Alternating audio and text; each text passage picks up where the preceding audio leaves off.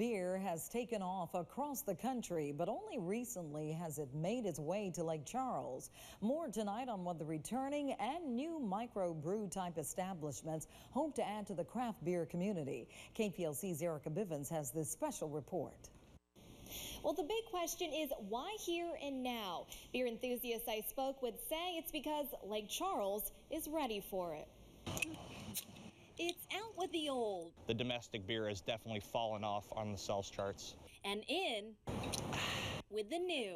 That's what actually homebrewing is all about, brewing to the style that you like, and there's so many numerous styles that are involved with homebrewing. Beer enthusiasts like Adam Ahmed say it's why businesses like the Brew Shop are thriving. This shelf here contains all kinds of beers that the individual can make. Ira Sawyer runs the Brew Shop, selling home brew kits like these. A lot of your stouts are really popular right now. But on this day, a brown ale was the goal. Want to make sure it's all smooth.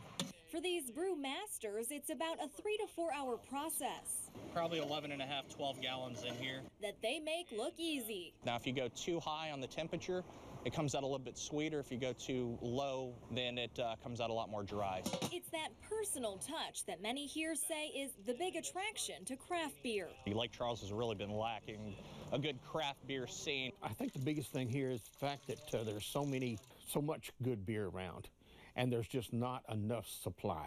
And the Brew Shop isn't the only one hoping to impact the lake area. One returning and one new establishment are counting on their addition to expand the craft beer community. We're thinking the next few weeks.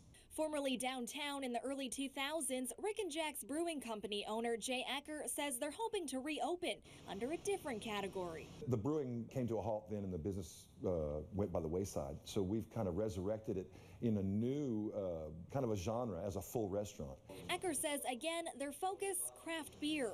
Master brewer Rick Nyberg, who formed Rick and Jack's with his friend Jack, involved once again. We'll be opening in spring of 2016 with two of our signature beers, Old Hardhead and Contraband Brown Ale. While licensing is expected to take several months, Ecker says Bayou Teche will bridge that gap.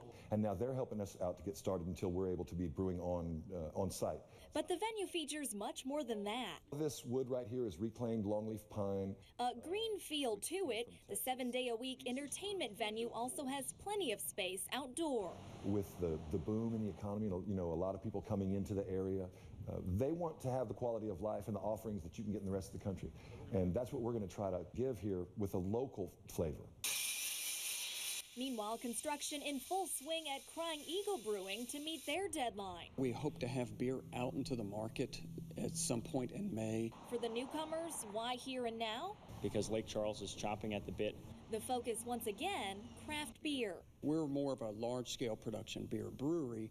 Slated for 12 beers on tap, you can expect to see brewmaster Bill Mungai. The hobby quickly spun out of control and became a huge obsession. But General Manager Stephen Tyson says it too will be much more. We're not a bar. We would never set out to become a bar. We are here to educate. We're here to help advance, awareness of what craft beer is. Complete with a 2-level tap room, outdoor beer garden, and plenty of scenery. We are bringing something to this town that really has never seen before. And while the new establishments will certainly add to the craft beer community, none of the players worries about the other. No, it is absolutely not a competition. We are in this together, and we're in different facets of it. We don't look at our project or their project as clashing, but more as a way to build the community and build craft beer in this area. It's just one big happy family.